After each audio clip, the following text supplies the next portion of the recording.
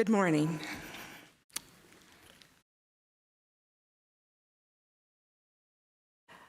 Sir Isaac Newton, my favorite physicist and mathematician. He was the co-inventor of calculus, probably know that. He postulated the laws of gravity, postulated the laws of the physics of motion. His first law of the physics of motion is on the screen here, and it can be paraphrased. An object in motion stays in motion unless acted upon by an unbalanced negative force. An object in motion. How does an individual become an object in motion? How does an individual become an object in motion in the STEM area? Well, let me tell you my story.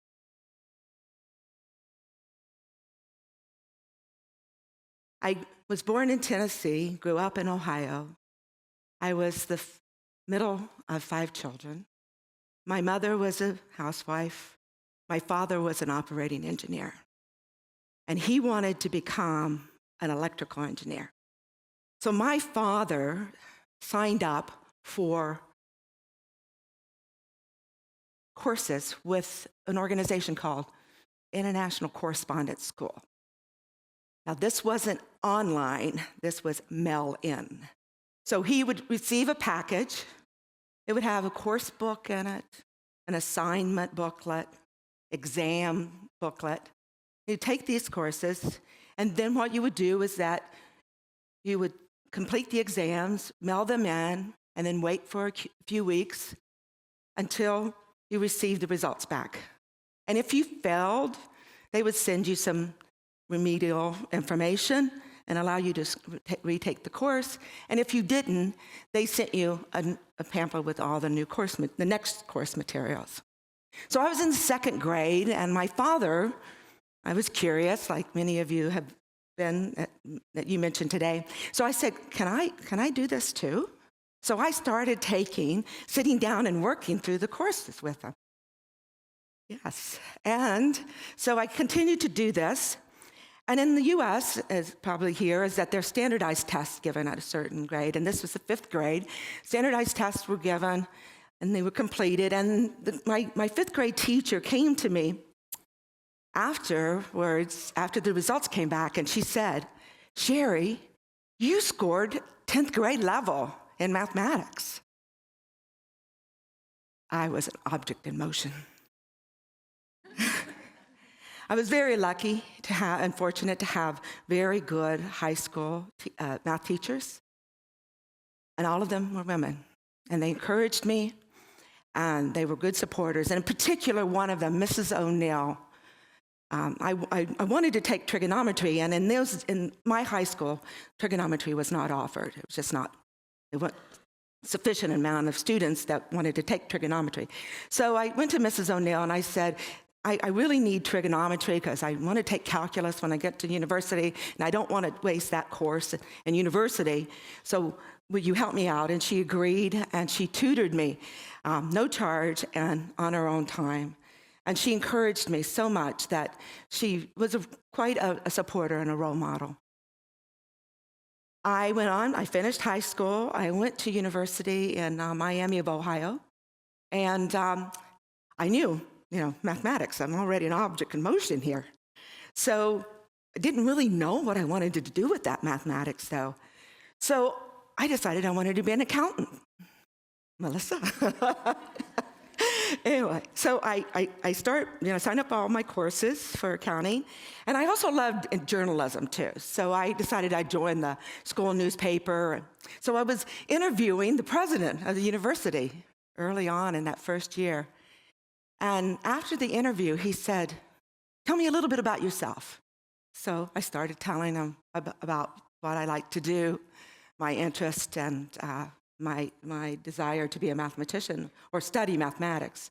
And he goes, "Can you tell me what your math scores were on for your entrance level exam into the university?" And I told him. And he said, I think that you need to step back and reconsider. I think you need to get a degree in mathematics, not accounting. And if it's okay with you, I will change all your courses for you. And he did that. And I was in motion. I continued to move in motion. So an object in motion continued, an object in motion. So those were the positive things. So I go on to university, finishing the 4th year. One of my instructors, a male instructor, math instructor, was sitting down talking to him about what I was going to do afterwards. And I said, I'm going to go to graduate school in mathematics. And he looked at me and goes, no. I said, well, why not?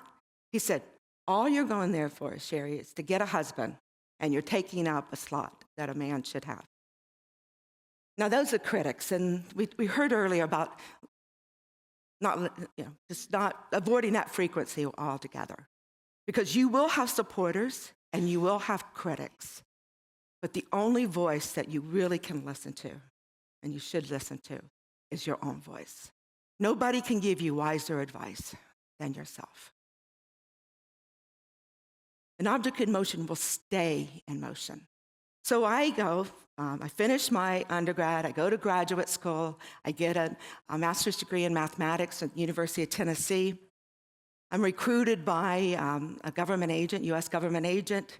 I get to work, and I get to work in this agency as a cryptologic mathematician.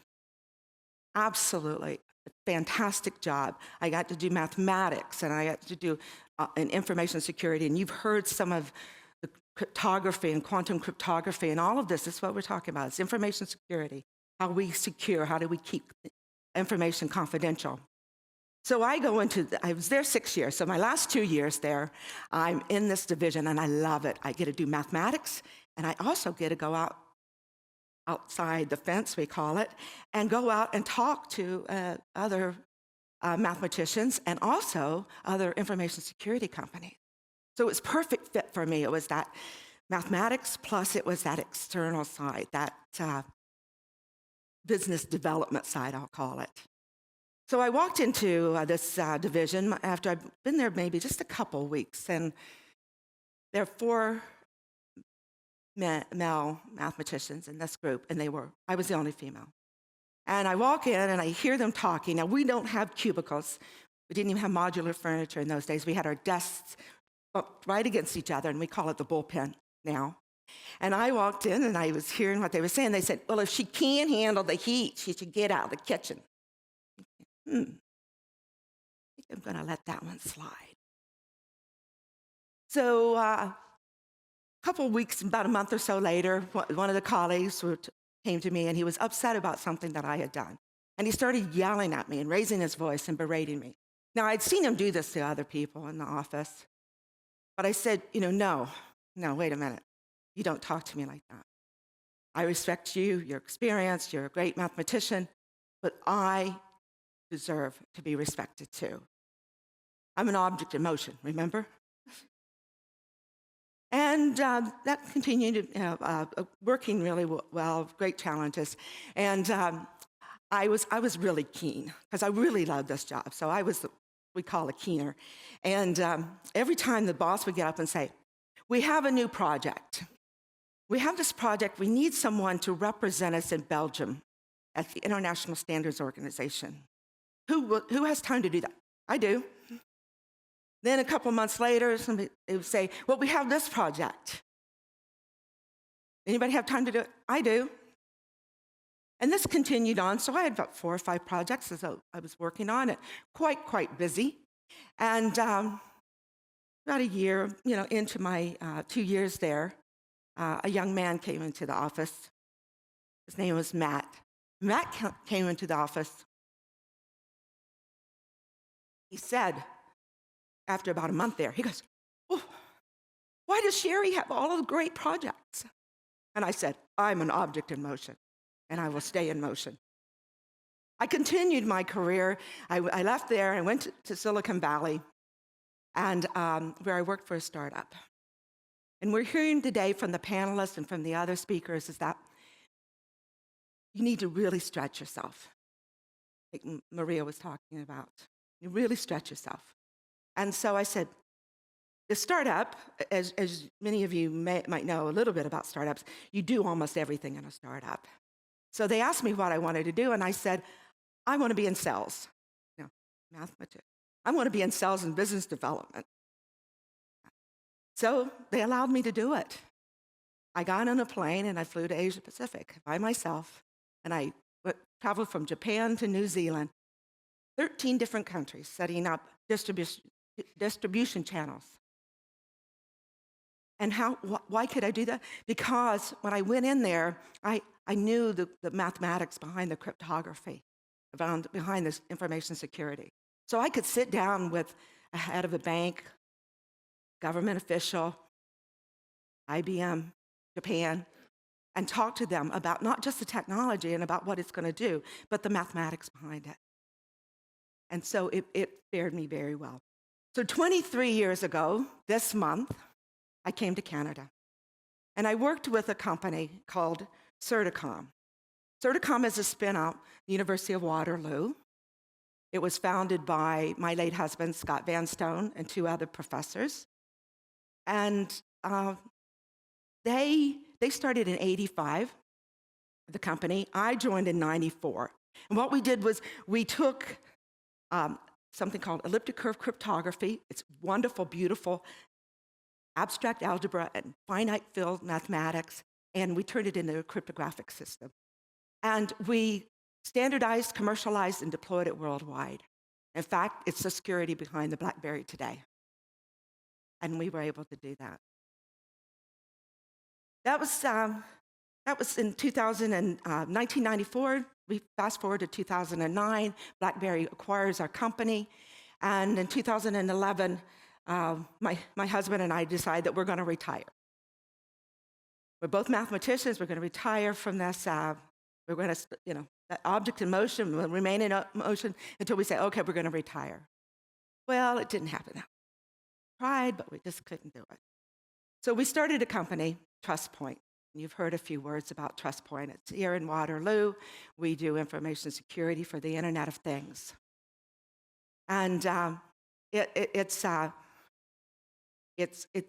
exciting, again, to be able to take mathematics and see it at work, see it being utilized, as Shannon was saying, where you see it being, the theory now being put into products and shipped and saving lives. In particular, we've been working on a crash avoidance, security for the crash avoidance system that the U.S. Department of Transportation is mandating for all cars sold in North America. So you're seeing mathematics turned into a life-saving crash avoidance system. I think that's pretty good.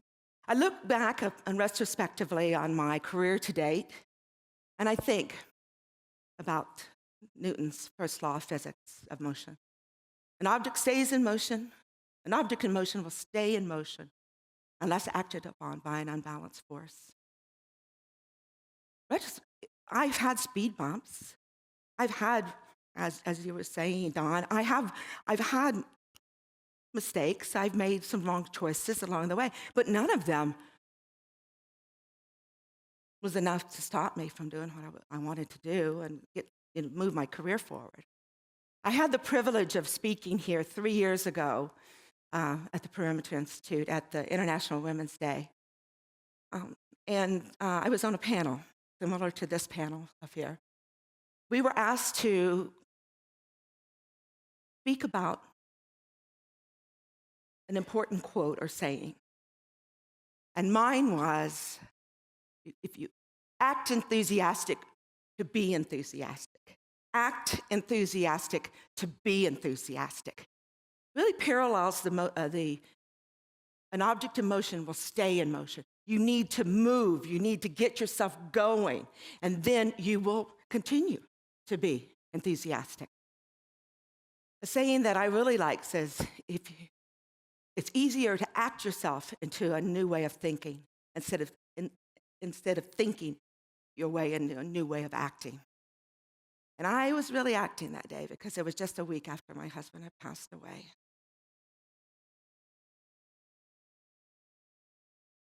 Many of you have probably heard of Randy Bosch. He was diagnosed in his early 40s with pancreatic cancer. He was a professor in Pennsylvania, and he gave a lecture. It was called The Last Lecture. And he left it as a legacy for his students and his family. And what he said was, there are no brick walls. I mean, the brick walls are there for a reason. They're not there to keep us out, but they're there to give us a chance to show how badly we want something. Last week, I was reading some updated statistics from a source called edsource.org. And in it, they talk about statistics for young women in STEM. And these are US statistics, and I don't know how accurately they reflect what's going on in Canada. But they say that there now, average across the US, that there are many young women in STEM high school courses as there are young men. And they're performing just as well, or maybe even better than the men. Well, it gets a little different when we get into university. They say it's about 30% of women in STEM majors. And then when we get to industry, it's a little bit like 20% in STEM-related fields. So we have some momentum. Those numbers are good numbers compared to when I was there. Like Shohini, I was one of 5 or 1 of 10 in my classes, even in undergrad. So we are making progress. An object in motion will stay in motion. And we need to keep this momentum going. So I'm going to leave you with 3 challenges. And these 3 challenges really iterate and sum up what everybody else said today in their talk. Number 1, never quit learning. How many of you on the panelists and speakers said that? Never quit learning. Push yourself. It could be these courses that you take, or you take off some time from work and go back and get a master's degree. It could be taking summer courses. It could be anything. It could be outside the academic field. It could be outside the STEM area. Never quit learning. I just announced recently that I'm selling my company, and it's closing next week. So I've learned a lot. I've had a long career, and I was thinking, now I'm back to learning again. I'm going to have a boss. I'm working for a German company. I'm going to, I don't know what, but I will be there, and I will learn, and I will face those challenges just like each of the ladies up here, the panelists, spoke about. You just find it exciting, and it does scare you some days. But of course, that's where we want to be, where we're pushing ourselves. We're pushing outside our comfort zone. And number 2, acknowledge the people who have supported you. Acknowledge your family, your friends, that high school teacher, that professor. And then when you get to your workplace, your boss, your colleagues. Sir Isaac Newton did this. He's attributed to say, if I have seen further, it is because I have stood on the shoulders of giants. Because I have taken what my other colleagues have done, and I've been able to use their theories and their papers, and I've been able to catapult myself up. Not because I could do it by myself. I can't. I have stood on the shoulders of giants. Acknowledge your supporters. And number 3, I know you're young, but this is a good practice, and it's a good thing to get going, and you probably are already doing it. Pay it forward. We heard today about mentoring and tutoring. And I found that mentoring and tutoring, especially tutoring or even teaching classes, I heard you, Don, talk about that earlier. I found when I was a graduate teaching assistant, I learned so much about calculus that I thought I knew. It's when you teach something, it's when you get down, you understand. I thought I understood that, but when I tried to explain it, it just didn't come out just right. So I need to step back and make sure I really understand those fundamental concepts. There's a program in the US called the Million Women Mentors. And it's an initiative to do exactly what we're talking about today, promote more young women in high school, graduate school, and industry. And the whole premise is that you have 20 hours a year to mentoring. And this morning I checked their website. There are over 1.8 million people, men and women, committed to doing this. An object in motion will stay in motion. And we have the momentum. And we can continue this great effort and great, well, I call it creating or influencing the future. The numbers are going to be better next year, and the next year, and the next, is because we are going to take that responsibility. When a young woman is in motion in STEM, she will remain in STEM with the help of all of us here today. Let's be the greater positive force. Thank you.